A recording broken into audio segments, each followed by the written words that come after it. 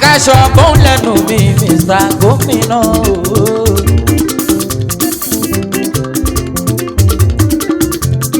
Bàbá lè máa jíìn rere báyìí. Bóyá àwọn tó ń pera wọn ní bàbá wa ní Kristẹni ní Mùsùlùmí, bóyá wọ́n máa díjà ẹ̀sìn kù yìí. Ó dẹ̀ wá yà mí lẹ́nu tẹ́ ẹ bá bọ́ sórí íńtánẹ́ẹ̀tì. Christian àti Muslim tó ń jàjà ẹ̀sìn, àwọn méjèèjì lọ nímọ̀. Wọ́n á máa wọnú Bíbélì, wọ́n á máa wọnú Kùránì lọ o. Ṣé ká wá pé nímọ̀ líle fún wọn ni o?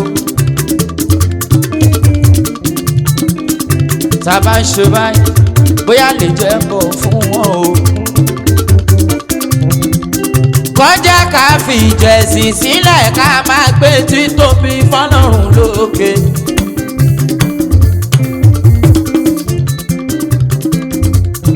Òun ló jẹ́ ń sọ pé mo gbé náà sí àwọn òrìndé irọ́ ìjà. Òótọ́ ni èèyàn lè pèpè sójú ẹ̀sìn tó ń sìn sójú ọ̀nà tiẹ̀. Àlùkùránì tiwa náà ti sọ. Ó ní ká pèpè sójú ọ̀nà Ọlọ́run bil hikmah. Pẹ̀lú làákàyè ní ká fi pèpè o. Ẹlòmíràn lè kò lẹ́ni tó fẹ́ pé ìjókòó pé wá gbọ́ wá sí i o.